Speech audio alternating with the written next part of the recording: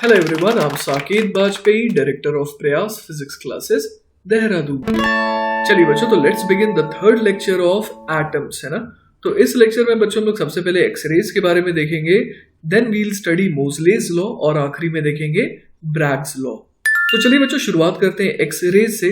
तो I am sure कि आप सबको एक्सरे के बारे में ये तो जानकारी होगी कि एक्सरेज जो है वो क्या होते हैं, वो एक्चुअली इलेक्ट्रोमैग्नेटिक वेव्स होते हैं, है ना। तो हम लोगों ने पढ़ा था कि radio wave, microwave, infrared, visible, ultraviolet, है ना। उसके बाद फिर क्या आता है, एक्सरे भी तो आता है ना।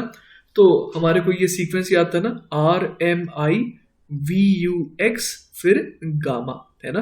तो ये होता है एक्सरे, ठीक है। तो हम लोग देख पा रहे हैं कि इसकी फ्रीक्वेंसी जो है वो क्या होती है, वो एक्चुअली अल्ट्रावायलेट से भी ज्यादा होती है, और इस वजह से इसका वेवलेंथ क्या होता है, अल्ट्रावायलेट से कम होता है, ठीक है। तो बेसिकली एक्सरेज जो है वो काफी एनर्जेटिक रेज होती है ना। तो देखिए बच्चों, हम लोग सोचते हैं समझते हैं कि एक्सरेज जो है उनको कैसे प्रोड्यूस किया जा सकता है ना। तो देखिए यहाँ पर हमारे को एक सेटअप दिया हुआ है। X rays are generated when electrons leaving heated filament F, ये हीटेड फिलामेंट है, are accelerated through a potential difference capital V, ठीक है, and strike a metal target capital T, ठीक है। The window W in the evacuated chamber C is transparent to X rays. तो देखिए क्या होता है यहाँ पर हम लोग फिलामेंट देख रहे हैं ना। तो फिलामेंट को क्या किया जाता है, लगातार करंट इसके थ्रू दौड़ा करके जो है इसको काफी हीटेड अप कर दिया जाता है, जिस वजह से क्या होता है, ये इलेक्ट्रॉन को एमिट करता है। अब जो इलेक्ट्रॉन एमिट हुआ, अब उसको हाई स्पीड पे ले जाने का काम कौन करता है, ये जो पोटेंशियल डिफरेंस V है ना, वो करता है, ठीक है। तो इस वजह से ये हाई पोटेंशियल डिफरेंस के अक्रॉस एक्सेलरेट होता है, ठीक है। और ये किससे स्ट्राइक करता है, मेटल टारगेट T से स्ट्राइक करता है, ठीक है। और यहां पर देखिए जब ये स्ट्राइक करता है, तो अब यहां से हम लोग समझेंगे और जानेंगे कि एक्चुअल में क्या होता है जिस वजह से यहां से एक्सरे एमिट होती है ना। और यहां पर जो हम लोग देख पा रहे हैं कि यहाँ पर एक जो विंडो है ना, W जो है विंडो है, तो वो ट्रांसपेरेंट होती है एक्सरेज के लिए। तो ये जो एक्सरेज है ये बड़े आराम से यहाँ से बाहर निकल जाते हैं, ठीक है ना। तो देखिए बच्चों, before the turn of the 20th century the German physicist Wilhelm Roentgen discovered a new kind of ray produced by a beam of cathode rays later found to be electrons striking the glass surface of a gas discharge tube, ठीक है। तो देखिए बच्चों, ये तो पता लगा लिया गया था कि ये जो न्यू काइंड ऑफ रे है ना, जिसको हम लोग एक्सरे कहने वाले हैं, वो एक्चुअली किनकी वजह से प्रोड्यूस हो रही थी, तो वो कैथोड रेज या फिर इलेक्ट्रॉन्स की वजह से प्रोड्यूस हो रही थी, ठीक है। तो उनका नाम जो है एक्सरेज देखिए इसलिए रखा गया क्योंकि मैथमेटिक्स में हम लोग देखते हैं अगर कोई चीज नहीं मालूम होती है तो उसे एक्स बोल देते हैं। तो इसी वजह से उनका नाम क्या रख दिया गया, एक्सरेज रख दिया गया ना, rays of an unknown nature. तो बच्चों जो प्रॉपर्टीज उस समय पता थी वो क्या क्या थी, Roentgen found that X-rays could pass through solid materials, could ionise the air, showed no refraction in glass and were undeflected by magnetic fields, ठीक है। तो देखिए एक एक करके इनको हम लोग समझते हैं। यहां पर लिखा है could pass through solid materials, है ना। तो हम लोग देखते हैं कि जो एक्सरेज है ना, एक्सरेज की खासियत क्या होती है, तो वो सॉलिड मटेरियल्स के थ्रू पास कर सकते हैं, इसी वजह से तो आजकल उनका इस्तेमाल होता है ना।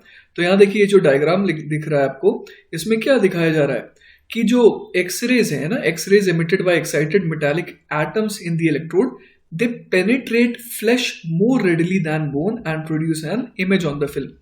तो नॉर्मल लाइट जो है वो तो क्रॉस नहीं कर पाती है ना, नॉर्मल जो विजिबल रेंज वाली लाइट है वो तो हमारे हाथ को देखते ही रुक जाती है वहां पर, है ना, एब्जॉर्ब हो जाती है, लेकिन वो पास तो नहीं कर पाती है। लेकिन जो एक्सरेज है उनकी क्या खासियत है कि वो फ्लैश को जो है चीरते हुए निकल जाती है, ठीक है। तो यही पाया गया था पहले, तो वही यहां लिखा है कि X rays could pass through solid materials. एक तो ये बात हो गई। अगली चीज है कुड आयोनाइज द एयर, है ना। आयोनाइजेशन फिनोमेना तो हम लोग समझते हैं कि इलेक्ट्रॉन को अगर हम लोग नॉकआउट कर दें तो वो क्या बन जाता है, वो जो एटम है वो आयन बन जाता है। तो एयर के मॉलिक्यूल्स को क्या कर दे रहा था, आयोनाइज भी कर दे रहा था। साथ ही साथ वो रिफ्रैक्शन ऑब्जर्व नहीं हुआ, है ना, जो रिफ्रैक्शन फिनोमेना है वो कुछ खास ऑब्जर्व नहीं हुआ। और अब हम लोग जानते हैं कि जो रिफ्रैक्शन है वो कम ऑब्जर्व क्यों हुआ होगा ग्लास में, क्योंकि इसका जो वेवलेंथ है ना, वो क्या होता है, इसका जो वेवलेंथ है वो बहुत बहुत क्या होता है, कम होता है ना, as compared to visual rays जो है इसका वेवलेंथ क्या होता है, बहुत ही कम होता है ना।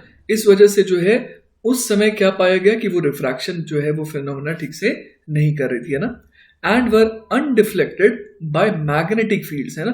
तो इसका मतलब ये हो गया कि अगर मैग्नेटिक फील्ड से वो डिफ्लेक्ट नहीं हो रही थी तो इसका मतलब कोई चार्ज नहीं है ना। जैसे कैथोड रेज है तो वो तो चार्ज्ड होती है क्योंकि वो इलेक्ट्रॉन बीम होती है, लेकिन एक्सरेज जो है वो पाया गया कि वो चार्ज्ड नहीं थी, है ना, वरना वो मैग्नेटिक फील्ड की वजह से क्या हो जाती, डिफ्लेक्ट हो जाती। इसके अलावा देखिए बच्चों, x ray photons have high energy and can penetrate many layers of atoms before being absorbed or scattered, है ना। इसी वजह से हाई एनर्जी की वजह से क्या होता है, एक तो रिफ्रैक्शन फिनोमेना जो है वो नेग्लिजिबल होता है, साथ ही साथ हम लोगों ने देखा था कि एक्सरेज जो है उनका इस्तेमाल कब होता है, जब जैसे मान लीजिए हड्डी टूटती है तो फिर हड्डी में कहाँ पर क्रैक आया है ना, वो सारी चीजें नोटिस करने के लिए हम लोग एक्सरेज का यूज करते हैं। और ये पावर है इसके पास कि वो फ्लैश को तो बड़े आराम से क्या कर जाती है, क्रॉस कर जाती है, लेकिन बोन्स को वो पेनिट्रेट नहीं कर पाती, है ना, जिस वजह से जो है हम लोग को इमेज मिल जाती है बोन्स की, ठीक है। तो X rays do this when they pass through your soft tissues to produce images of the bones inside of your body, है ना। वही हम लोगों ने यहाँ पर देखा था कि they can penetrate flesh more readily than bone and produce an image on the film, ठीक है। In a modern X-ray tube, the target of the electron beam is a metal plate rather than the glass wall of the tube, है ना। पहले तो glass wall का use करा गया था, हम लोगों ने देखा था, लेकिन अब जो है आप यहाँ पर देख पा रहे हैं कि इस तरीके से एक मेटालिक प्लेट का यूज होता है ना। तो अगर आपके हाथ का एक्सरे लेना है तो आपके हाथ के नीचे क्या रखा जाएगा, इस तरीके से एक मेटल प्लेट रखी जाएगी, है ना, उसके बाद यहाँ पर एक्सरे आ जाता है। इसके अलावा बच्चों अगर हम लोग कंपैरिजन करें लाइट रे और एक्सरे के बीच में, तो जैसा हम लोगों ने समझा था अभी कि वेवलेंथ जो है वो एक्सरे की क्या होगी, कम होगी, है ना। तो वेवलेंथ जो है वो एक्सरे की कम होती है, मतलब फ्रीक्वेंसी ज्यादा होती है, और एनर्जी भी अगर एक फोटोन की बात करें एक्सरे की तो वो क्या होगी, ज्यादा होगी as compared to a light ray, है ना। तो चलिए बच्चों अब हम लोग एक्सरेज के टाइप को देखते हैं और एक्सरेज कैसे प्रोड्यूस होते हैं वो समझते हैं ना। तो देखिए दो टाइप के एक्सरेज होते हैं बेसिकली, एक होता है कंटिन्यूअस एक्सरे और एक होता है कैरेक्टरिस्टिक एक्सरे। तो यहाँ पर जो ग्राफ बना हुआ है ना, वो एक्चुअली ग्राफ किसका बना है, intensity as a function of wavelength का। तो हम लोग देख पा रहे हैं कि यहाँ पर एक कंटिन्यूअस ग्राफ है जिसमें दो जगह वेरिएशन दिखाई दे रहा है ना। तो ये जो कंटिन्यूअस ग्राफ बनाने की कोशिश करी गई है वो एक्चुअली कंटिन्यूअस एक्सरेज को शो कर रही है, और यहाँ पर जो सडन यहाँ पर पीक जैसी चीजें दिखाई दे रही है ये हम लोग पढ़ेंगे कि ये किसे रेफर कर रही है, कैरेक्टरिस्टिक एक्सरेज को रेफर कर रही है, ठीक है। इसके अलावा बच्चों एक और चीज मैं आपको बता दूं कि जो एक्सरेज होती है ना, उनकी जो वेवलेंथ होती है वो होती है 1 एंगस्ट्रॉम के अराउंड, ठीक है ना। मतलब कि आप देख पा रहे हैं कि कितना ज्यादा कम होता है एक्सरे का जो वेवलेंथ है ना। हम लोगों ने देखा था कि विजिबल रीजन के लिए, है ना, विजिबल रीजन के लिए जो वेवलेंथ होती है वो लगभग कितनी होती है, अराउंड 300 to 700 नैनोमीटर के अराउंड के बीच का होता है ना। लेकिन यहाँ पर देखिए कि जो एक्सरेज है उनकी wavelength is almost of the order of 1 angstrom, तो ये काफी कम है as compared to visible region. तो बच्चों सबसे पहले हम लोग देखेंगे कट ऑफ वेवलेंथ क्या होता है ना। तो यहां पर बच्चों आप देख पा रहे होंगे कि there is a minimum wavelength below which no X rays emitted, है ना। इस डायग्राम में आप देखिए, तो यहां पर जैसे इस डायग्राम के हिसाब से अगर हम लोग बात करें ना तो 40 पिकोमीटर, है ना, इससे छोटी वेवलेंथ वाली हमारे को कोई भी रे नहीं मिल रही है ना। तो उसके करस्पॉन्डिंग देखिए इंटेंसिटी 0 है, मतलब कि 40 पिकोमीटर वेवलेंथ जो है वो क्या है, मिनिमम वेवलेंथ है। So this is called the cut off wavelength और द थ्रेशोल्ड वेवलेंथ, है ना। मतलब कोई भी अगर आपको एक्सरे का फोटोन मिलेगा तो उसकी वेवलेंथ क्या होगी, 40 पिकोमीटर से ज्यादा ही होगी एज पर दिस डायग्राम। तो चलिए बच्चों अब हम लोग बात करते हैं कंटिन्यूअस एक्सरेज के बारे में, ठीक है। तो देखिए कंटिन्यूअस एक्सरेज जो है वो इस ग्राफ में कहां पर शो हो रहे हैं वो मैं दिखा देता हूं। ये जो बेसिकली है ना, ये जो आपको स्मूथ ग्राफ दिख रहा है, अगर आप इन दो पीक्स को फिलहाल अगर नजरअंदाज कर दें तो जो ये आपको स्मूथ सा ग्राफ दिख रहा है, तो ये बेसिकली कंटिन्यूअस एक्सरेज को करस्पॉन्ड करने वाला ग्राफ होता है, ठीक है। तो अब हम लोग देखेंगे कि इनका प्रोडक्शन कैसे होता है ना। तो आइए देखते हैं इसके बारे में। Suppose the potential difference applied between the target and the filament is V and electrons are emitted by the filament with negligible speed। तो जैसा कि बच्चों हम लोगों ने ऊपर देख रखा है ना, आइए मैं आपको ले चलता हूं यहाँ पर। तो जैसा कि आपने यहाँ पर देख रखा है ना कि ये जो इलेक्ट्रॉन है वो जस्ट फिलामेंट से निकलता है और उसको फिर हाई स्पीड पे ले जाने का काम कौन करता है? ये जो पोटेंशियल डिफरेंस है ना V, वो करता है। ठीक है, तो हम लोग यहाँ पर देख पा रहे हैं कि लगातार हम लोग इलेक्ट्रॉन का क्या करवा रहे हैं? बॉम्बार्डमेंट करवा रहे हैं ऑन दिस टारगेट। तो आप एक्सपेक्ट कर सकते हैं कि ये टारगेट जो है वो लगातार क्या होता जाएगा? हीटेड अप होता जाएगा। तो इसी वजह से हम लोग लगातार वाटर का सर्कुलेशन भी लगाए रखते हैं इस टारगेट के अक्रॉस, है ना, जिसकी वजह से ये टारगेट जो है अपने टेम्परेचर को क्या करता रहे? मेंटेन करता रहे। तो बच्चों इस सेटअप में है ना, इस सेटअप में जो है यहाँ पर वाटर जो है वो कूलेंट का काम करता है, और ये जो पूरा का पूरा सेटअप है ये कहलाता है कूलिज ट्यूब, है ना। और ये किन के नाम पर पड़ा? तो ये कूलिज जी के नाम पर पड़ा, जिन्होंने ये apparatus जो है वो डिजाइन करा है। तो देखिए बच्चों, वही बात यहाँ लिखी है कि the electrons are accelerated in their journey from the filament to the target. The kinetic energy of an electron when it hits the target is K बराबर EV, है ना। ऑब्वियस है कि उसके ऊपर अगर वर्क डन हुआ EV का, तो उसकी काइनेटिक एनर्जी जो है वो कितने से बढ़ जाएगी? बाय एन अमाउंट EV से। अगर इनिशियल काइनेटिक एनर्जी 0 थी, फाइनल काइनेटिक एनर्जी कितनी हो जाएगी? E into V। ये तो बच्चों हम लोगों ने बात कर ली कि किस तरीके से इलेक्ट्रॉन जो है वो फिलामेंट से निकल करके टारगेट तक पहुंचता है। अब हम लोग देखेंगे बच्चों कि व्हाट हैपेंस आफ्टर टारगेट। ये जो इलेक्ट्रॉन है ना वो टारगेट तक जब पहुंच जाता है तो उसके बाद क्या होता है ना, as the electron enters into the target material it readily loses its kinetic energy, है ना। वो काइनेटिक एनर्जी क्या करता जाएगा? लूज करता जाएगा, and is brought to rest inside the metal.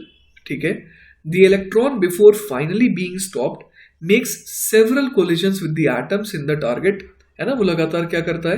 Atom से टकराता रहता है। At each collision one of the following two processes में अकर। अब देखते हैं कि क्या क्या पॉसिबिलिटीज हैं, है ना, एट ईच कोलिजन। तो चलिए देखते हैं कि जब वो किसी एक एटम से टकरा रहा है तो क्या हो सकता है। पहली possibility, the kinetic energy of the electron is reduced. ठीक है, a part of the lost kinetic energy is converted into a photon of electromagnetic radiation and the remaining part increases the kinetic energy of the colliding particle of the target। ठीक है, तो देखिए क्या हुआ, जब वो इलेक्ट्रॉन जो है वो टकराया किसी एटम से, है ना, तो अब क्या होगा? उसकी एनर्जी, उसकी जो काइनेटिक एनर्जी है वो क्या हो जाएगी? कम हो जाएगी। अब जो काइनेटिक एनर्जी लॉस्ट हुई वो कहीं ना कहीं तो यूज में आएगी ना, तो उसका कुछ पोर्शन कहाँ जाता है? फोटोन में, है ना। एक फोटोन रिलीज हो सकता है, और बाकी एनर्जी कहाँ जा सकती है? To increase the kinetic energy of the colliding particle of the target, है ना। और इस वजह से क्या हो जाता है? हीटिंग हो जाती है ना। The energy received by the colliding particle goes into heating the target, है ना। टारगेट जो है वो गर्म होने लगता है। The electron makes another collision with its reduced energy, है ना। अब ऑब्वियस है कि वो अगले एटम से जब टकराएगा तो ऑब्वियस है कि उसकी एनर्जी क्या हो चुकी होगी? उस समय तक थोड़ी कम हो चुकी होगी। तो अब आप समझ रहे हैं कि क्यों वाटर की जरूरत पड़ती है एज अ कूलेंट, है ना। क्योंकि टारगेट की जो उसका जो टेम्परेचर है वो लगातार क्या होता चला जाएगा? बढ़ता चला जाएगा। ठीक है, एक और पॉसिबिलिटी है, आइए वो भी देखते हैं। The electron knocks out an inner electron of the atom with which it collides, है ना। एक और पॉसिबिलिटी ये है कि वो इस तरीके से टक्कर मारे किसी एटम से कि वो एक्चुअली इतना एनर्जेटिक होता है ना वो इलेक्ट्रॉन, कि वो वैलेंस तो छोड़िए अंदर के इलेक्ट्रॉन को बाहर निकाल के भेज सकता है ना। तो it can knock out an inner electron of the atom of with which it collides. ठीक है, तो बच्चों अभी मैं आपको बता दूं कि ये जो बी पार्ट है ना, ये वाला जो पोर्शन है, इसको हम लोग थोड़ा सा आगे इसके बारे में चर्चा करेंगे ना। फिलहाल हम लोग जो बात करने वाले हैं वो कंटिन्यूअस एक्सरेज के बारे में करने वाले हैं, और उसका एक्सप्लेनेशन ए पार्ट से आएगा, है ना। बी पार्ट पे हम लोग थोड़ी देर बाद आएंगे। ठीक है, तो देखिए आगे क्या लिखा है। The fraction of kinetic energy, है ना, fraction of kinetic energy appearing as the energy of a photon. याद होगा आपको, अभी भी मैंने बताया कि जब वो टकराता है तो कुछ kinetic energy of the electron क्या हो जाती है? कम हो जाती है। तो वो जो काइनेटिक एनर्जी लॉस्ट हुई उसका एक फ्रैक्शन हम लोगों ने देखा था कहाँ चला जाता है? एज द फोटोन, है ना। तो the fraction of kinetic energy appearing as the energy of a photon varies from collision to collision, है ना। अलग अलग टाइप के कोलिजन में अलग अलग एनर्जी का फोटोन निकल सकता है। इन अ सर्टेन कोलिजन, है ना, मान लेते हैं किसी एक कोलिजन में क्या हो रहा है, the electron may lose its entire kinetic energy to bring out a photon और it may not create a photon at all, है ना। ये दोनों एक्सट्रीम पॉसिबिलिटीज है। पहली पॉसिबिलिटी क्या, कि हो सकता है वो अपनी पूरी की पूरी एनर्जी जो लॉस्ट हुई है उसका यूज कहाँ कर ले? फोटोन निकालने में। और ये भी हो सकता है कि फोटोन क्रिएट हो ही ना, है ना।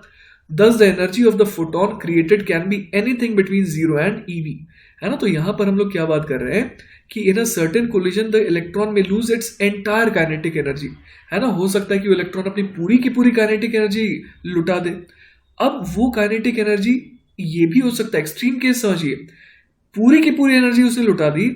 अब वो जो एनर्जी आई है ना, काइनेटिक एनर्जी जो अब है हमारे पास, उसका इस्तेमाल दो चीज़ों में किया जा सकता है ना। हम लोग एक्सट्रीम केस की बात करें, या तो पूरी की पूरी एनर्जी का फोटोन बन जाए, या फिर पूरी की पूरी एनर्जी हीट में चली जाए, है ना।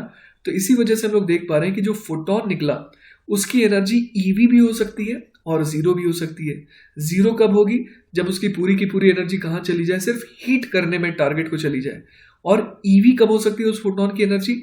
जब पूरी की पूरी एनर्जी उसने लूज कर दी, और साथ ही साथ जो लॉस्ट एनर्जी वो पूरी की पूरी कहाँ चला जाए? फोटोन बनने में चली जाए, है ना। ऑब्वियस है कि ये इसके होने की प्रोबेबिलिटी जो है वो काफी कम है ना, depending on how much energy has already been lost to the target and what fraction of the available energy is converted into a photon. ठीक है, the maximum energy of such a photon can be E equal to EV, है ना। when the electron converts all its kinetic energy into a photon in the first encounter itself, है ना। Electron आया, टकराया, और टकराने के बाद उसने अपनी पूरी की पूरी काइनेटिक एनर्जी क्या कर दी? वो यूज कर ली टू रिलीज अ फोटोन, है ना। और उस फोटोन की एनर्जी क्या होगी? E बराबर EV होगी। और हम लोग समझ पा रहे हैं कि इसके होने की प्रोबेबिलिटी क्या होगी? काफी कम होगी। तो इसी वजह से बच्चों आप देख पा रहे हैं कि यहाँ पर जो लैम्डा मिनिमम है ना, वो किसके करस्पॉन्डिंग होगा? वो एनर्जी ईवी के करस्पॉन्डिंग होगा, लेकिन उसके करस्पॉन्डिंग इंटेंसिटी देखिए ऑलमोस्ट नेग्लिजिबल आ रही है ना, क्योंकि इसके होने की प्रोबेबिलिटी क्या है? बहुत बहुत कम होती है। ठीक है, अब बच्चों देखिए हम लोग क्या देख पा रहे हैं कि the wavelength of the X ray and the energy of the corresponding photon, उनमें क्या रिलेशन होगा? तो हम लोग जानते हैं ना, लैम्डा बराबर क्या होता है? HC अपॉन एनर्जी होता है ना। तो वही यहाँ पर लिखा है। अब ये जो E है ना, एनर्जी है, it can take any value, obvious है, जीरो से लेकर के EV तक कोई भी वैल्यू वो ले सकता है। तो इसी वजह से जो लैम्डा है, it can take any value between infinity and HC upon EV। तो अब आपको समझ में आ रहा होगा बच्चों कि ये जो लैम्डा मिनिमम है ना, उसकी वैल्यू क्या होगी? HC अपॉन EV होगी। जब एनर्जी मैक्सिमम होगी तो लैम्डा क्या होगा? मिनिमम होगा ना। तो वही इस डायग्राम में देखिए हम लोग देख पा रहे हैं ना कि यहाँ पर जो लैम्डा मिनिमम है वो किसके करस्पॉन्डिंग है? जब पूरी की पूरी एनर्जी जो है वो किस में यूज हो रही है? फोटोन बनने में, है ना। और उसकी प्रोबेबिलिटी आप समझ पा रहे हैं कि होने की बहुत कम है, इसीलिए उसकी करस्पॉन्डिंग इंटेंसिटी कैसी आ रही है? ऑलमोस्ट नेग्लिजिबल आ रही है। ठीक है, तो वही बच्चों एक बहुत इंपॉर्टेंट चीज हम लोगों ने देखी कि लैम्डा मिनिमम जो है वो सिर्फ किस पे डिपेंड कर रहा है? वो सिर्फ डिपेंड कर रहा है एक्सेलरेटिंग वोल्टेज V पे, है ना, क्योंकि HC अपॉन E ये तो कॉन्स्टेंट्स हैं, सिर्फ V पे डिपेंड कर रहा है। ठीक है, तो lambda min depends only on the accelerating voltage V applied between the target and the filament. वो किस पे डिपेंड नहीं कर रहा है कि वो जो टारगेट है वो किस मटीरियल का बना है। ठीक है ना। तो बच्चों अगेन मैं आपको ये एक बार रिवाइज करा देता हूँ। कंटिन्यूअस एक्सरेज के बारे में हम लोगों ने पढ़ा, और यहाँ पर देखा कि दो एक्सट्रीम पॉसिबिलिटीज है ना। या तो ये हो कि ये पूरी की पूरी अपनी एनर्जी जो है पहले कोलिजन में ही क्या करे? वो क्या कर दे? एक फोटोन निकालने में यूज कर दे ना। तो अगेन उसकी प्रोबेबिलिटी क्या है? बहुत ही कम है। और एक और चांस क्या है? एक और चांस ये है कि वो अपनी पूरी की पूरी एनर्जी क्या करे?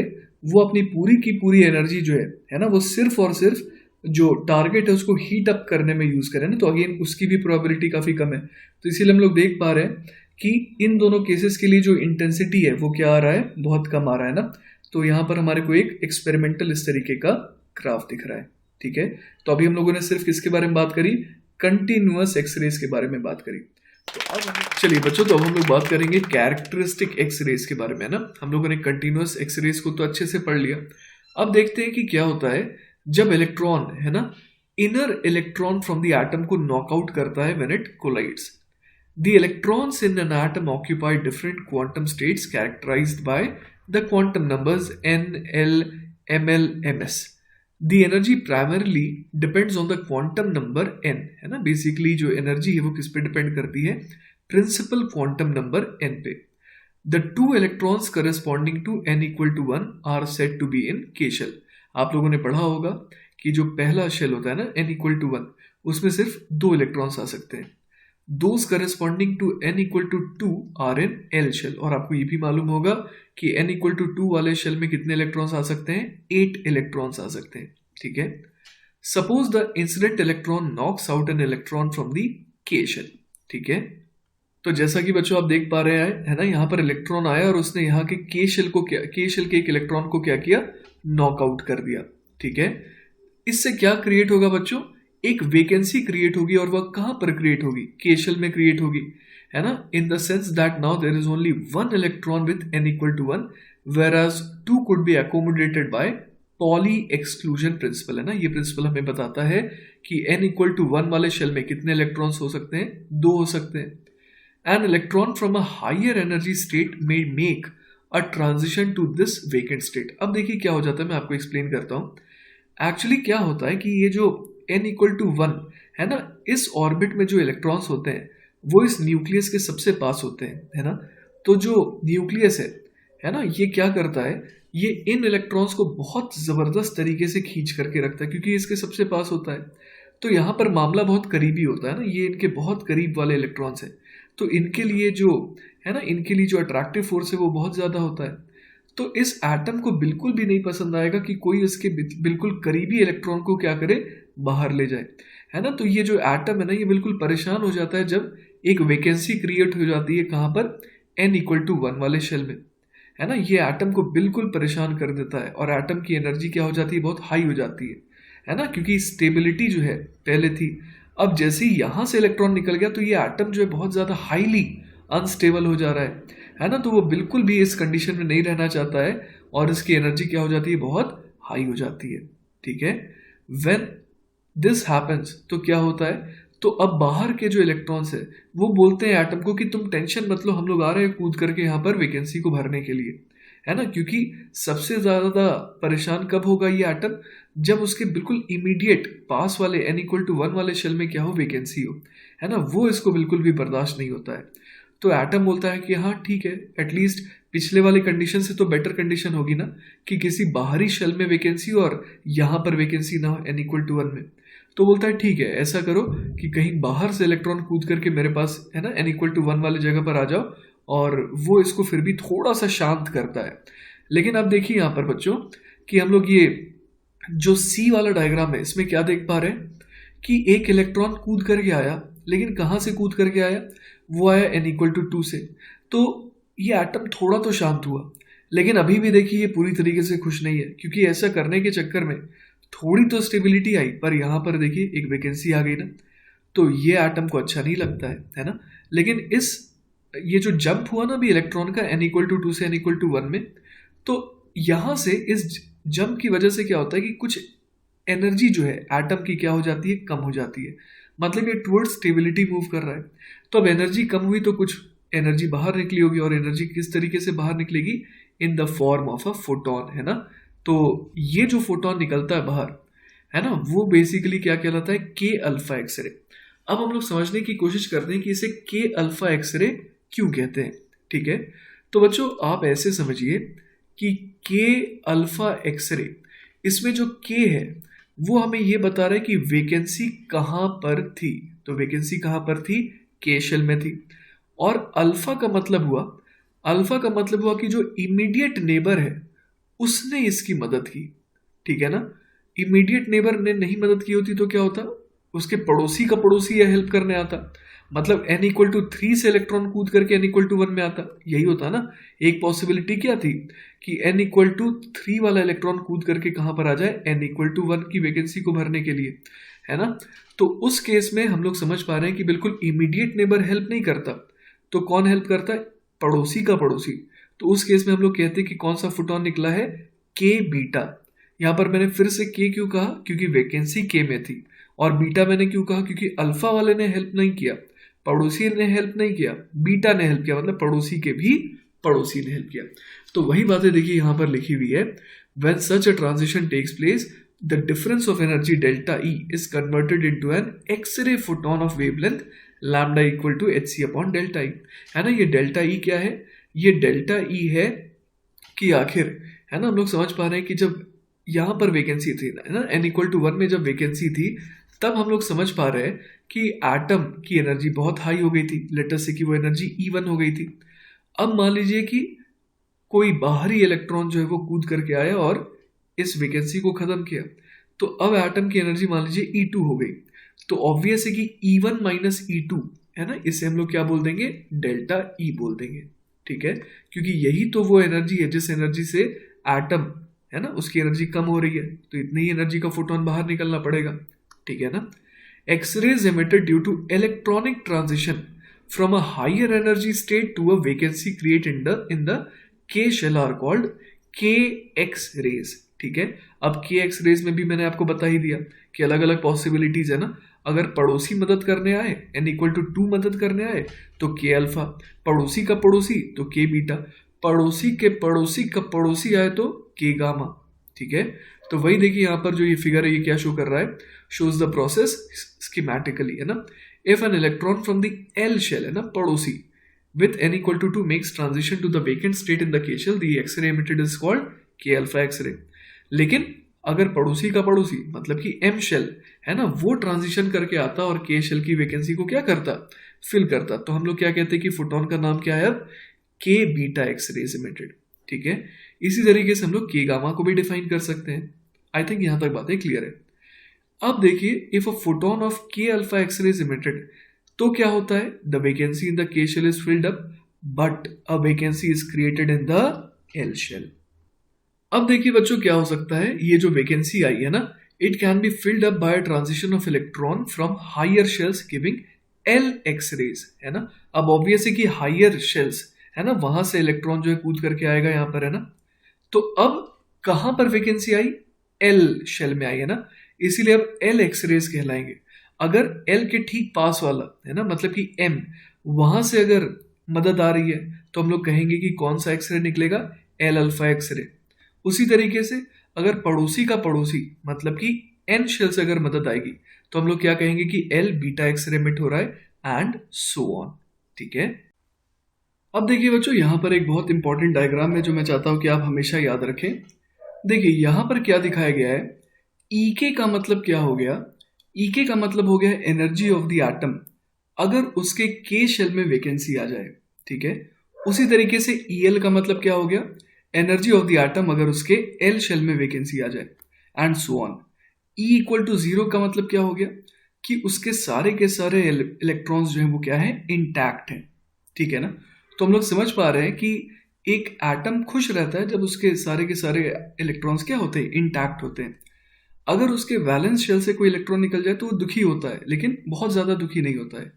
लेकिन अगर उसके इनरमोस्ट शेल से इलेक्ट्रॉन निकल जाए तब तो वो आग बबूला हो जाता है, फिर तो वो पागल हो जाता है ना, उसकी एनर्जी जो है वो बहुत ज्यादा हो जाती है।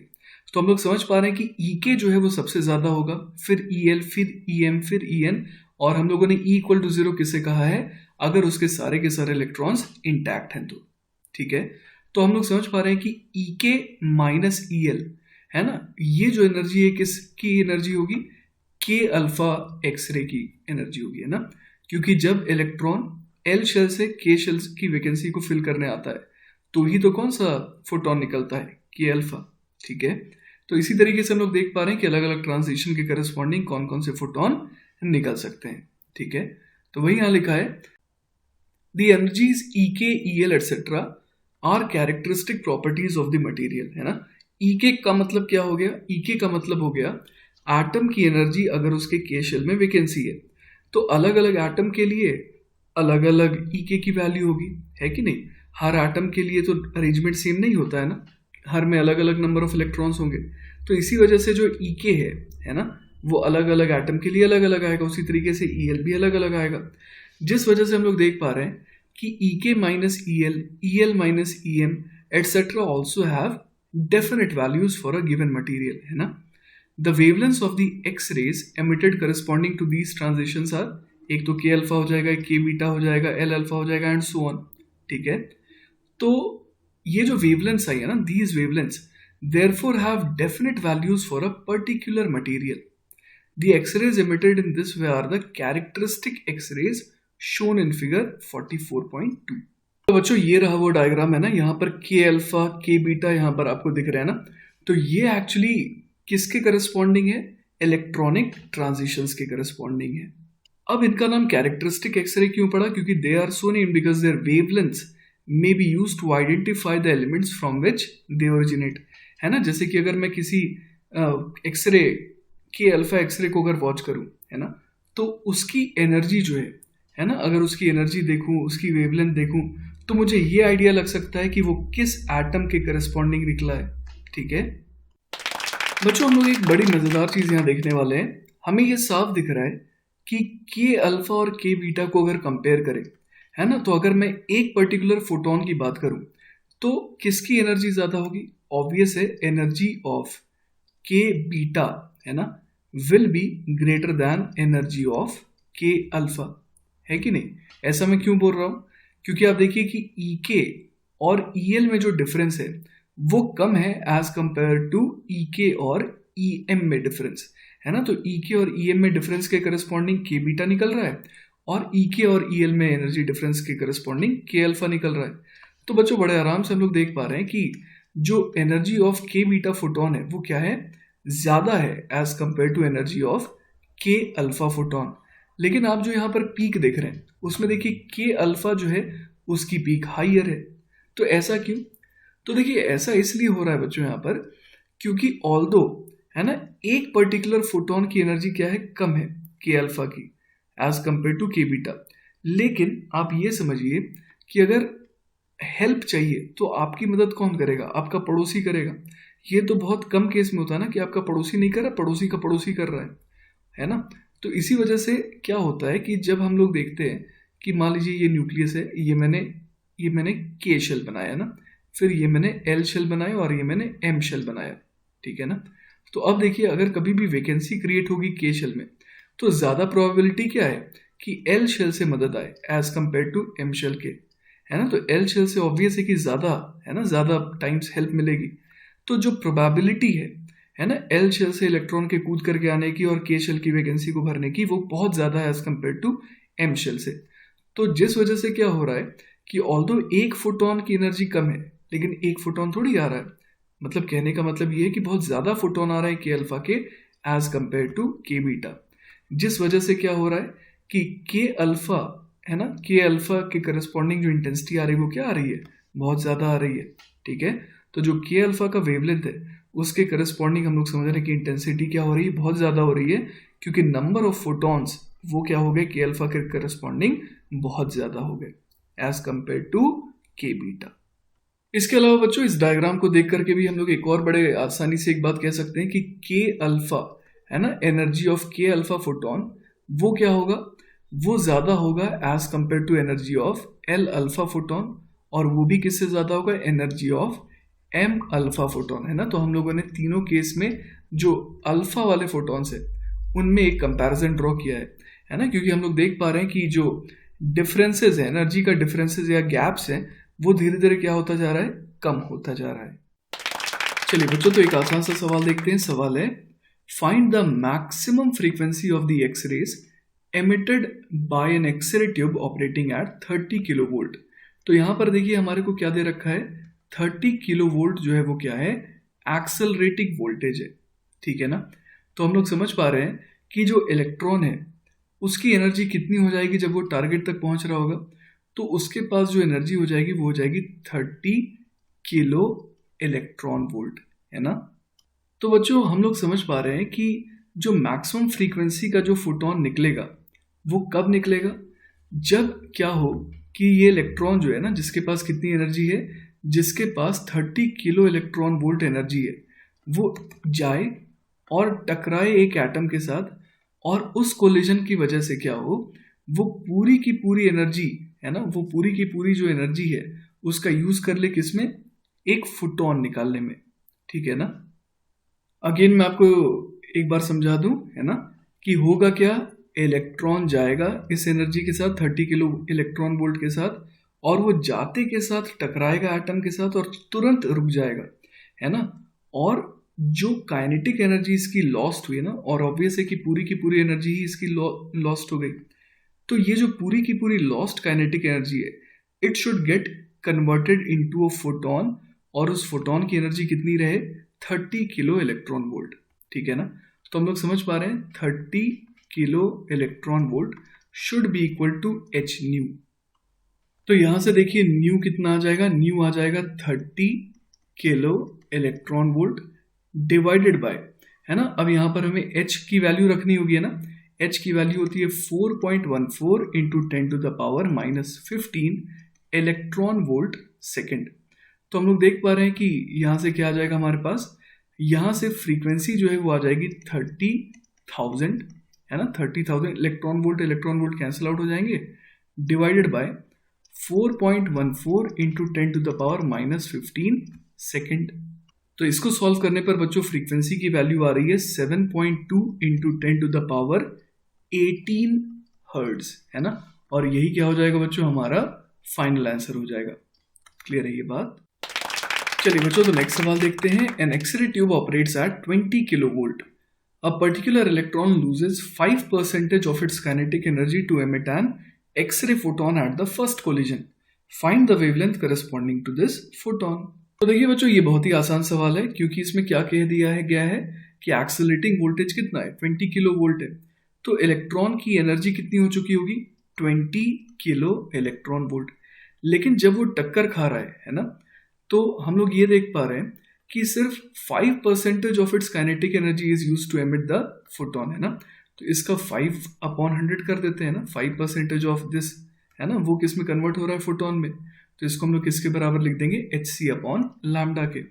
तो यहां से देखिए हम लोग क्या लिख सकते हैं बच्चों, यहां पर हम लोग hc की वैल्यू लिख सकते हैं 1242 इलेक्ट्रॉन वोल्ट नैनोमीटर, और यहाँ पर लैम्डा जो आएगा वो किस में आएगा, नैनोमीटर में आएगा, ठीक है ना। तो यहाँ से हम लोग देख पा रहे हैं कि इलेक्ट्रॉन वोल्ट तो कैंसिल आउट हो जाएगा, तो यहाँ क्या बच जाएगा, 5 और इधर 20 है ना, तो 20 से 20 भी कैंसिल आउट हो गया, तो ऊपर आ गया सिर्फ 1000। अब 1000 जो है किसके बराबर आ गया, 1242 अपॉन लैम्डा। क्लियर है ये बात। और यहाँ पर लैम्डा हमें किस में रखना है, नैनोमीटर में, है ना। तो यहाँ से देखिए लैम्डा की वैल्यू क्या आ जाएगी, ये आ जाएगी बच्चों 1.24 नैनोमीटर। क्लियर है। तो बच्चों this is our final answer. चलिए बच्चों, तो नेक्स्ट सवाल है, the K alpha X ray of molybdenum has wavelength 71 picometre. If the energy of a molybdenum atom with a K electron knocked out is 23.32 kilo electron volt, what will be the energy of this atom when an L electron is knocked out? तो देखिए बच्चों, इस सवाल में हम लोग क्या कर सकते हैं, सबसे पहले मैं यहाँ पर एक डायग्राम बना रहा हूँ, है ना, एक रफ डायग्राम बना रहा हूँ, जिसमें मैं क्या शो कर रहा हूँ कि K शेल में एक वैकेंसी है, ठीक है। और मैं एक और डायग्राम बना रहा हूँ जिसमें मैं क्या शो करना चाह रहा हूँ कि L शेल में एक वैकेंसी है। तो इस एटम को हम लोग क्या नाम देंगे, मतलब इस एटम की एनर्जी को क्या लिखेंगे, हम लोग लिखेंगे ई के। फिर दूसरे एटम की एनर्जी को हम लोग क्या लिखेंगे, इसको हम लोग लिखेंगे ई एल। तो हम लोग देख पा रहे हैं बच्चों कि के अल्फा फोटोन कब एमिट होगा, जब जो ई के है ना, इस एनर्जी के करस्पॉन्डिंग जो एटम के हालात है ना, उसमें हम लोग देख पा रहे हैं कि के शेल में जो है एक्चुअली वैकेंसी है। तो इसको फिल करने के लिए कहाँ से इलेक्ट्रॉन आए, एल शेल से आए। तो एटम का हुलिया जो है वो यहाँ से चेंज होकर के ऐसा हो जाएगा, है ना। और इस दौरान, इस ट्रांजिशन के दौरान क्या होगा, एक के अल्फा का फोटोन जो है वो निकल जाएगा, ठीक है। तो यहाँ पर हम लोग क्या बोल सकते हैं, हम लोग बोल सकते हैं कि E K minus E L is equal to क्या हो जाएगा, hc/λ। और लैम्डा किसका, तो के अल्फा का। क्लियर है ये बात। तो अब देखिए बच्चों, यहाँ पर हमारे को क्या दे रखा है, हमारे को एनर्जी दे रखी है ना। अगर एक एटम, मॉलिबेडनम एटम के पास के इलेक्ट्रॉन की एक कमी हो तो उसकी एनर्जी कितनी होती है, 23.32 किलो इलेक्ट्रॉन वोल्ट। तो इसका मतलब ये हमारे को क्या दे रखा है, ये हमारे को ई के दे रखा है ना, ये कितना दे रखा है, 23.32 किलो इलेक्ट्रॉन वोल्ट। अब हमसे क्या पूछा गया है, ई एल पूछा गया है, ठीक है। तो चलिए निकालने की कोशिश करते हैं। हम लोग समझ रहे हैं कि ई एल की वैल्यू कितनी हो जाएगी, ई के माइनस hc/λ। तो देखिए बच्चों, ई एल की वैल्यू हम लोग क्या लिख सकते हैं, ई के तो हमारे को दिया हुआ है 23.32 किलो इलेक्ट्रॉन वोल्ट। अब इसमें से क्या घटा देंगे, एच सी की वैल्यू कितनी होती है, वो होती है 1242 इलेक्ट्रॉन वोल्ट नैनोमीटर, है ना। और यहाँ पर लैम्डा हम लोग किस में रखेंगे, नैनोमीटर में रखेंगे। तो लैम्डा जो है देखिए हमारे को कितना दे रखा है, वो एक्चुअली दे रखा है 71 पिकोमीटर, है ना। तो यहाँ पर हम लोग क्या लिख सकते हैं 71 multiplied by 10 to the power -3 है ना। तो ये क्या हो जाएगा 71 into 10 to the power -3 nanometre, ठीक है ना।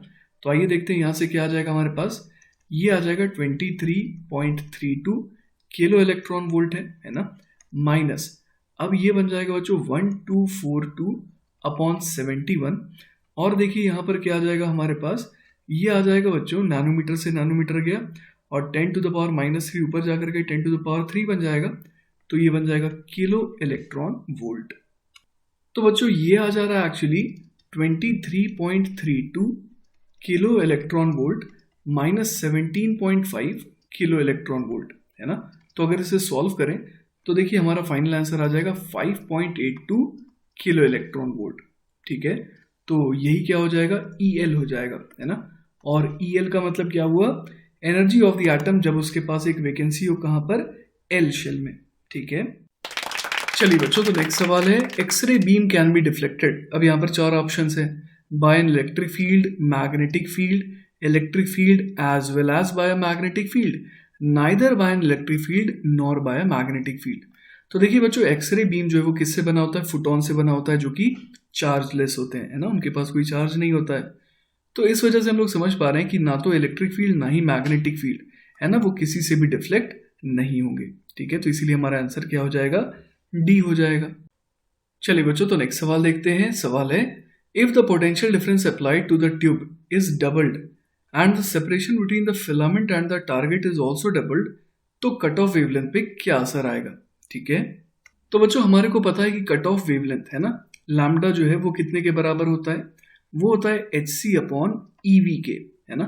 तो बेसिकली हम लोग देख पा रहे हैं कि जो कट ऑफ वेवलेंथ है वो सिर्फ किस पे डिपेंड करता है, V पे डिपेंड करता है ना, दैट इज एक्सेलरेटिंग वोल्टेज के ऊपर, ठीक है ना। तो यहाँ पर देखिए क्या हुआ है, यहाँ पर जो पोटेंशियल डिफरेंस है उसे डबल कर दिया गया है ना। तो लैम्डा जो है सिंपली क्या हो जाएगा, इट विल बी हाफ्ड, है ना। तो हमारा स्ट्रेट अवे आंसर क्या हो जाएगा, ऑप्शन नंबर सी। चलिए बच्चों, तो नेक्स्ट सवाल देखते हैं। अगला सवाल है consider a photon of continuous X ray and a photon of characteristic X ray of the same wavelength, which of the following is oblique are different for the two photons, ठीक है। तो देखते हैं कि इन दोनों फोटोन में क्या फर्क होगा, है ना। फ्रीक्वेंसी तो दोनों की सेम होगी, है ना, क्योंकि वेवलेंथ सेम है। एनर्जी सेम होगी क्योंकि सेम वेवलेंथ है। पेनिट्रेटिंग पावर, अगर वैसा ही सेम वेवलेंथ वाला फोटोन है तब तो पेनिट्रेटिंग पावर भी सेम ही होगी। बस फर्क कहाँ पर आएगा, मेथड ऑफ क्रिएशन में, है ना। एक क्रिएट किस वजह से हुआ, एक अगर कंटिन्यूअस वाला को देखें तो वो इसलिए हम लोग समझ रहे हैं कि क्रिएट हुआ है क्योंकि इलेक्ट्रॉन जो वो क्या हो रहा है, डीसेलरेट हो रहा है, जिस वजह से उसने क्या करा, उसने एक फोटोन एमिट करा, है ना। हम लोग जानते हैं कि एक्सेलरेटिंग चार्ज जो वो क्या करता है, वो रेडिएट करता है, राइट। अब जो दूसरा है ना कैरेक्टरिस्टिक एक्सरे, वो क्यों क्रिएट होता है, वो क्रिएट होता है बिकॉज ऑफ इलेक्ट्रॉनिक ट्रांजिशंस। तो हमारा आंसर क्या हो जाएगा, ऑप्शन नंबर डी, है ना, मेथड ऑफ क्रिएशन। नेक्स्ट सवाल है बच्चों 50% of the X ray coming from a Coolidge tube is able to pass through a 0.1 mm thick aluminium foil if the potential difference between the target and the filament is increased, the fraction of the X-ray passing through the same foil will be। अब यहाँ पर 4 options है ना।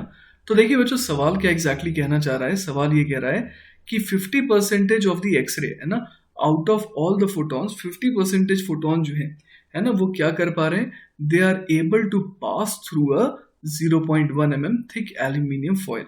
अब क्या करा गया, अब जो है पोटेंशियल डिफरेंस को बढ़ा दिया गया टारगेट और फिलामेंट के बीच में। तो कहाँ पर फर्क आएगा, तो फर्क आएगा बच्चों एनर्जी में, है ना। तो हम लोग ये समझ रहे हैं कि अब ज्यादा एनर्जेटिक इलेक्ट्रॉन जो है वो टकराएंगे, है ना, टारगेट से।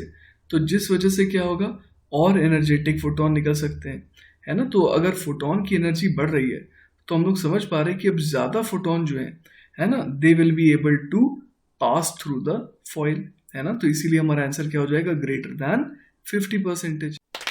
चलिए बच्चों, तो नेक्स्ट सवाल देखते हैं। अगला सवाल है X ray from a Coolidge tube is incident on a thin aluminium foil, the intensity of the X ray transmitted by the foil is found to be I0।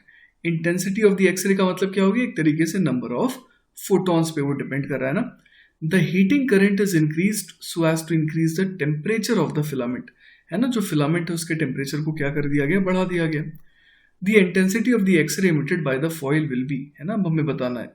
तो देखिए बच्चों, कहानी ये है कि अगर हम लोग क्या करेंगे, फिलामेंट के टेम्परेचर को बढ़ाएंगे तो नंबर ऑफ इलेक्ट्रॉन्स जो इजेक्ट हो रहे हैं वो क्या हो जाएंगे, अब बढ़ जाएंगे। तो अगर ज़्यादा इलेक्ट्रॉन निकलेंगे तो ऑब्वियस है कि ज़्यादा फोटॉन्स भी निकलेंगे, है ना, क्योंकि वो ज़्यादा कोलिजन होगा तो ज़्यादा फोटॉन्स निकलेंगे। तो फोटॉन बढ़ेंगे तो इंटेंसिटी बढ़ेगी। इसी वजह से हम लोग क्या लिख सकते हैं, इंटेंसिटी अब क्या हो जाएगी, ग्रेटर देन आई नॉट। चलिए बच्चों, तो नेक्स्ट टॉपिक पर आते हैं, सॉफ्ट एंड हार्ड एक्सरेज, है ना। If the accelerating voltage applied between the filament and the target is increased, तो क्या होगा, कट ऑफ वेवलेंथ लैम्डा मिन जो है वो क्या होगा, और भी कम होगा।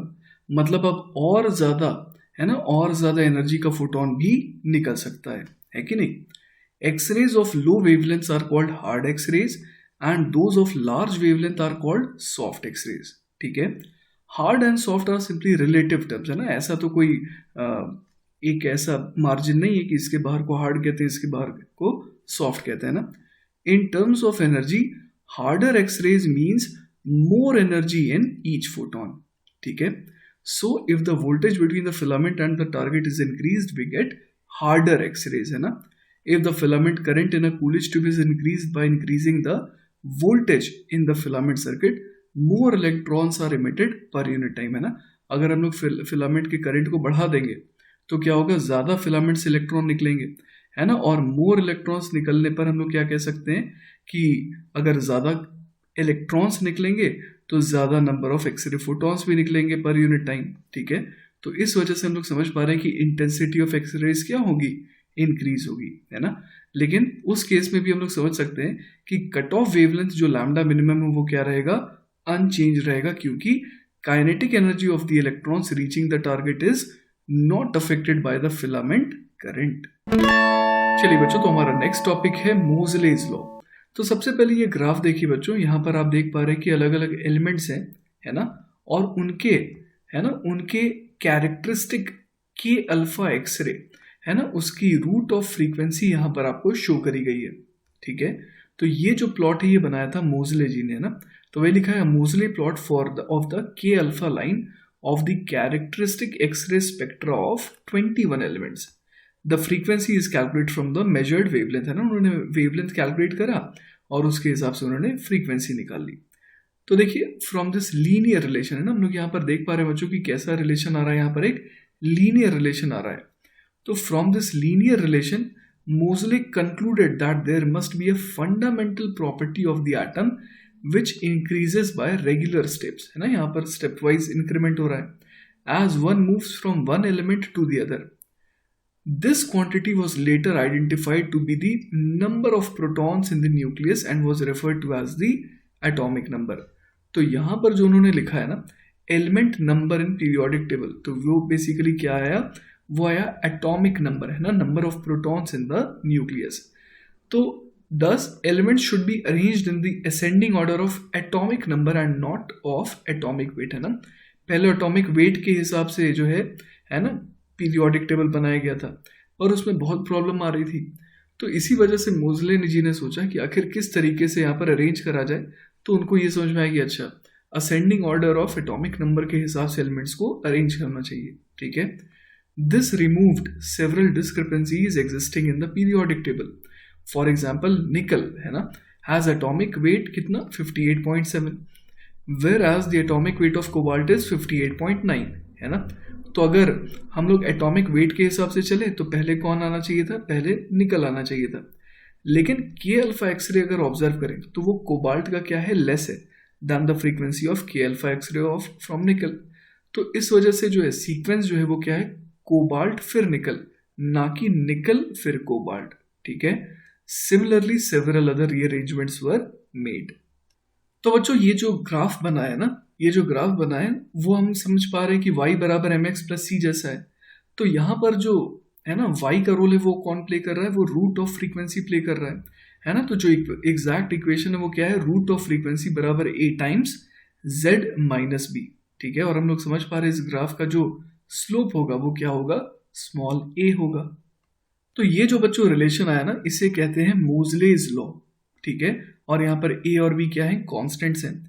अब बच्चों बोर्स एटॉमिक मॉडल की मदद से जो है हम लोग मोजलेज लॉ को अब समझने की कोशिश करेंगे, ठीक है। तो बच्चों मान लीजिए कि एक एटम है ना, और उसमें जो के शेल है उससे एक इलेक्ट्रॉन नॉकड आउट हो चुका है, ठीक है।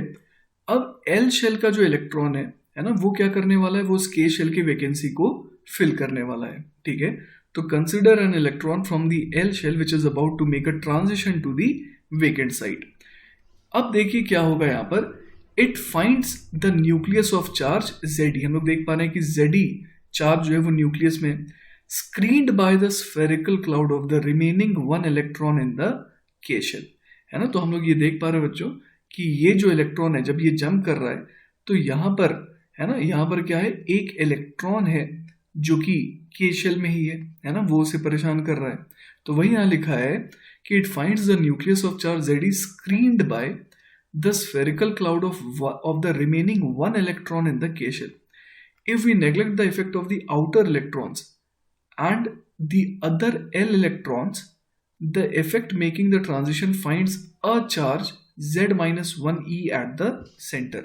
तो आप ये देख पा रहे हैं बच्चों कि अगर हम लोग बाहरी इलेक्ट्रॉन्स की वजह से इफेक्ट को नेग्लेक्ट कर दें ना, तो हम लोग देख पा रहे हैं कि इफेक्टिवली है ना, ये जो इलेक्ट्रॉन है वो क्या फील कर रहा है कि यहाँ पर जो ओवरऑल चार्ज है वो कितना है, जेड ई माइनस ई, ठीक है। तो वही यहाँ पर z माइनस वन इंटू ई के फॉर्म में लिख दिया गया है ना। तो if you neglect the effect of the outer electrons and the other electrons, बाहर के इलेक्ट्रॉन का अगर इफेक्ट हम लोग क्या कर दे, नेग्लेक्ट कर दे ना, the electron making the transition finds the charge z minus one E at the centre, है ना। जेड ई नहीं कर रहा है, z माइनस वन ई कर रहा है, क्योंकि एक इलेक्ट्रॉन के शेल में तो है, उसको तो नेग्लेक्ट नहीं कर सकते हैं क्योंकि एल से वो कहाँ जा रहा है, के पर ही जा रहा है ना। One therefore may expect Bohr's model to give reasonable results if z is replaced by z minus b, और यहाँ पर b की वैल्यू क्या है, ऑलमोस्ट 1 है।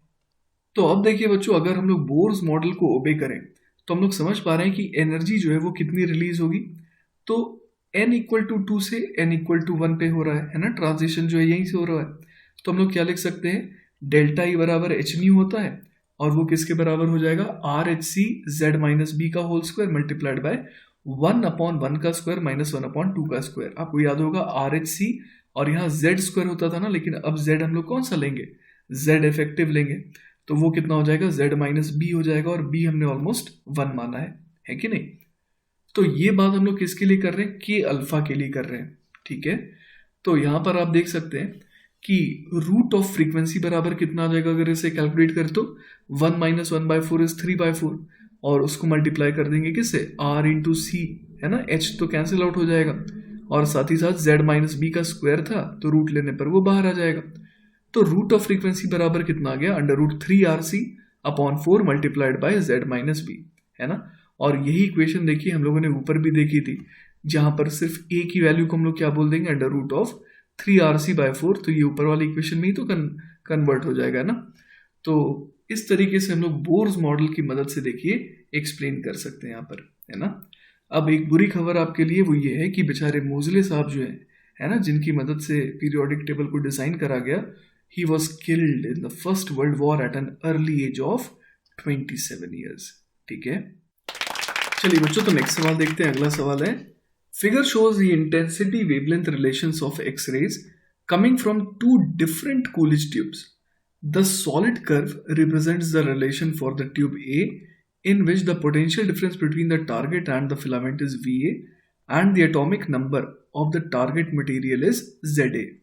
These quantities are VB and ZB for the other tube. अब हमारे पास चार ऑप्शंस है ना। तो ये देखिए बच्चों, ये हमारे पास सवाल का डायग्राम है। तो देखिए बच्चों, सॉलिड कर्व जो है ना वो एक्चुअली ए के लिए डिनोट कर रहा है ना, और जो डॉटेड कर्व है वो बी के लिए रिप्रेजेंट कर रहा है। तो चलिए कंपैरिजन सोचते हैं। एक तो चीज़ यहाँ पर हम लोग ये देख पा रहे हैं कि जो कट ऑफ वेवलेंथ है ना, वो हम लोग देख पा रहे हैं कि किसके लिए कम है, वो ए के लिए कम है ना। तो कट ऑफ वेवलेंथ अगर कम है, इसका मतलब कि जो फोटोन है ना, जो फोटोन है जो सबसे ज़्यादा एनर्जेटिक है, उसकी एनर्जी जो है वो ज़्यादा होगी किस केस में, ए के केस में ज़्यादा होगी एज कम्पेयर टू बी के केस में, है ना। तो हम लोग समझ पा रहे हैं कि जो वी ए है वो क्या होना चाहिए, ग्रेटर दैन वी बी होना चाहिए, है ना। एक बार मैं एक्सप्लेन कर देता हूँ V A greater than V B क्यों होना चाहिए। क्योंकि आप देखिए यहाँ पर कि जो वेवलेंथ है ना, कट ऑफ वेवलेंथ की मैं बात कर रहा हूँ, वो किसके केस में कम है, वो ए के केस में कम है।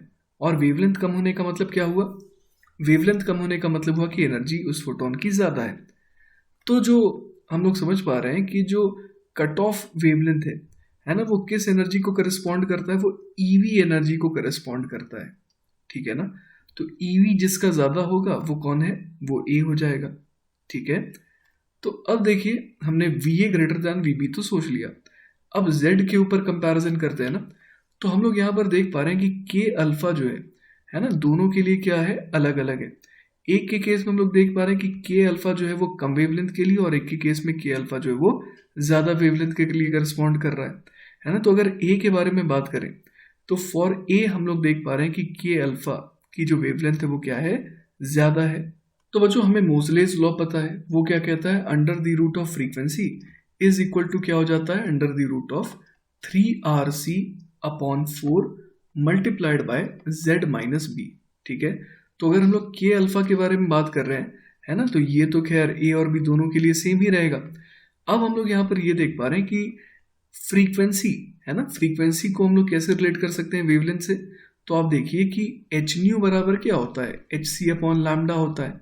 तो फ्रीक्वेंसी को हम लोग क्या लिख सकते हैं, सी अपॉन लैम्डा। तो यहाँ पर क्या लिख दूंगा मैं, under the root of C upon lambda, ठीक है। तो अब मैं चाहता हूँ कि बस आप फोकस जो है आप इतने से पोर्शन पे करिए, है ना। अगर इतने से पोर्शन पे अगर आप फोकस करेंगे तो आप देख पा रहे हैं कि लैम्डा जो है जिसके लिए कम होगा, है ना, लैम्डा जिसके लिए कम होगा उसके लिए जेड ज़्यादा होगा। और सिमिलरली हम लोग कह सकते हैं कि लैम्डा जिसके लिए ज़्यादा है ना, उसके लिए क्या होगा, जेड कम होगा। तो हम लोग यहाँ पर क्या कह सकते हैं, हम लोग कह सकते हैं Z A has to be less than Z B. Clear है ये बात। तो ऐसा कौन सा ऑप्शन है, आइए ढूंढते हैं जिसमें V A greater than V B हो और Z A less than Z B हो, है ना। तो ऐसा जो ऑप्शन है वो है ऑप्शन नंबर बी, ठीक है। चलिए बच्चों, तो नेक्स्ट सवाल देखते हैं। अगला सवाल है, the intensity of X-rays from a Coolidge tube is plotted against wavelength lambda as shown in the figure. The minimum wavelength found is lambda C, ठीक है, and the wavelength of the K alpha line is lambda K. As the accelerating voltage is increased, तो अब हमारे पास चार options हैं। तो देखिए बच्चों, सवाल में क्या बोला गया है कि एक्सेलरेटिंग वोल्टेज है ना, इसे क्या किया जा रहा है, इसे इंक्रीज किया जा रहा है।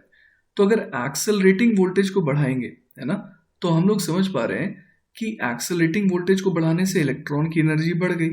इस वजह से क्या होगा कि जो कट ऑफ वेवलेंथ है वो और क्या हो जाएगा, कम हो जाएगा, है ना। तो हम लोग समझ पा रहे हैं कि कट ऑफ वेवलेंथ जो है अब खिसक करके थोड़ा सा टुवर्ड्स लेफ्ट चला जाएगा। लेकिन लैम्डा के, है ना, तो लैम्डा के जो है वो तो फिक्स रहेगा, क्योंकि ये तो कैरेक्टरिस्टिक एक्सरे है ना। तो ये तो हम समझ पा रहे हैं कि उसकी प्रॉपर्टी, उस एलिमेंट की प्रॉपर्टी है, ठीक है ना। तो लैम्डा के जो है वो अपनी जगह मेंटेन करके रखेगा। तो हम लोग समझ पा रहे हैं कि लैम्डा के माइनस लैम्डा सी, ये क्या हो गया, ये बढ़ गया।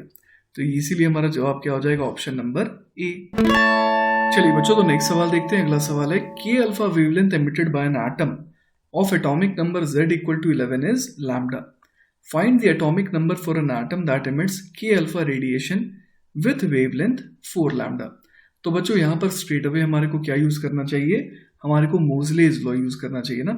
मोजलेज लॉ क्या कहता है, under the root of frequency, ये किसके बराबर आ जाता है, तो हम लोग जानते हैं कि दिस इज इक्वल टू आ जाता है A multiplied by Z minus B, है ना। और B की वैल्यू क्या होती है, B की वैल्यू होती है ऑलमोस्ट 1, किस केस में, फॉर के अल्फा, ठीक है ना। तो यहां पर हम लोग कह सकते हैं कि रूट फ्रीक्वेंसी को और क्या लिखा जा सकता है, under the root of C upon lambda, है ना। तो चलिए बच्चों, ये इक्वेशन है जिसका हम लोग यूज करेंगे अभी, है ना। तो सबसे पहले देखिए हम लोग क्या लिख सकते हैं, z की वैल्यू 11 दी हुई है ना। तो यहां पर हमारे पास एक इक्वेशन आ जाएगी, under the root of C upon lambda is equal to क्या हो जाएगा, a मल्टीप्लाइड बाय z की वैल्यू 11 है, तो यहां पर हम लोग लिख देंगे 11 माइनस 1 इज 10, ठीक है। अब देखिए दूसरे केस में क्या बोला गया है, एटॉमिक नंबर निकालना है जब लैम्डा की वेवलेंथ की वैल्यू क्या दे रखी है, 4 लैम्डा है ना। तो अब हम लोग इक्वेशन लिख सकते हैं, अंडर द रूट ऑफ, यहां पर लिख देंगे c upon 4 lambda is equal to a multiplied by z minus 1। अब इन इक्वेशंस को क्या कर देंगे हम लोग, डिवाइड कर देंगे ना। तो देखिए यहाँ से रूट सी कैंसिल आउट, लैम्डा से लैम्डा कैंसिल आउट, ए से ए कैंसिल आउट, है ना। तो यहाँ से देखिए हमारे पास क्या आ जाएगा, हम लोग देख पा रहे हैं कि यहाँ पर आ जा रहा है z-1 is equal to 10 multiplied by under the root of 1/4, जो कि हो जाएगा, है ना, 1/4 क्या हो जाएगा, ये हो जाएगा 1/2, तो यहाँ पर हाफ आ गया। तो यहाँ से देखिए z की वैल्यू बड़े आराम से हम लोग देख पा रहे हैं कि कितनी आ जा रही है, 6 आ जा रही है ना। तो यही हो गया हमारे इस सवाल का जवाब, ठीक है। चलिए बच्चों, तो नेक्स्ट देखते हैं एक्सरे डिफ्रैक्शन, है ना। तो X-rays are electromagnetic waves of short wavelengths and may be diffracted by suitable diffracting centres, है ना। ये हम लोग जानते हैं कि एक्सरेज क्या है, वो वेव्स हैं, है ना, और इनका वेवलेंथ कैसा होता है, लाइट के कंपैरिजन में काफी कम होता है ना। However, the diffraction effects are appreciable only when the diffracting apertures are of the order of the wavelength, that is of the order of 0.1 nanometre, है ना। तो लाइट के केस में तो हम लोग स्लिट्स का यूज करके कर लेते थे, लेकिन इस बार जो है हमें और भी पास स्लिट्स चाहिए ना, जो स्मॉल डी की वैल्यू वो और भी कम चाहिए, of the order of 0.1 nanometre चाहिए। तो ये जो साइज है ना, ये कहाँ से लाया जाए, तो this is almost the size of an atom and it is difficult to construct slits with such small gaps so that X-rays can be appreciably diffracted। तो इस वजह से देखिए बच्चों क्या यूज किया गया है यहाँ पर हम लोग देख पा रहे हैं कि एल्यूमिनियम क्रिस्टल्स का यूज करा गया है ना। तो जो क्रिस्टल्स होते हैं, आइए उनके बारे में बात करते हैं। In solid crystals atoms are arranged in fairly regular pattern with inter atomic gaps of the order of 0.1 nanometre. तो हम लोग समझ पा रहे हैं कि हमें जो एक्चुअली गैप चाहिए था वो कैसे मिलेगा, तो इन क्रिस्टल्स के थ्रू मिल सकता है। तो जैसा आपने देखा था, है ना, लाइट के साथ हम लोगों ने क्या करा था, सिंगल स्लिट डिफ्रैक्शन करा था। तो वैसा ही कुछ फिनोमिनल यहाँ पर भी हो रहा है, और ये पाया गया कि यहाँ पर सर्कुलर डिफ्रैक्शन रिंग बन रही है ना। और वो रिंग देखिए कुछ ऐसी दिख रही थी। तो यहाँ से क्या प्रूव हो गया, यहाँ से ये प्रूव हो गया बच्चों की जो एक्सरेज है उनका वेव नेचर है ना। तो अब बच्चों एक और एग्जाम्पल यहाँ पर हम लोग देखेंगे यहाँ पर कॉमन सॉल्ट का एग्जाम्पल, है ना। Common salt is an example of such a crystalline solid. Almost all the metals at ordinary temperature are crystalline. These metals may act as natural 3D gratings for the diffraction of X-rays. तो देखिए बच्चों यहाँ पर क्या होता है, यहाँ पर हमारे को डायग्राम दे रखा है ना। ये देखिए सोडियम क्लोराइड का क्रिस्टलाइन स्ट्रक्चर है। तो अब अगर इंसिडेंट एक्सरेज इस तरीके से आ रही है ना, तो हम लोग यहाँ पर देख पा रहे हैं कि क्या हो रहा है, यहाँ पर रिफ्लेक्शन हो रहा है किसी पर्टिकुलर एंगल पर, है ना। तो हम लोग यहाँ पर देख पा रहे हैं कि जैसे अगर रे 1 और रे 2 को देखें तो उनमें पाथ डिफरेंस एग्जैक्टली कितने का आ रहा है, 2D साइन थीटा का आ रहा है। तो अगर 2D साइन थीटा की वैल्यू क्या हो जाए, आइए देखते हैं।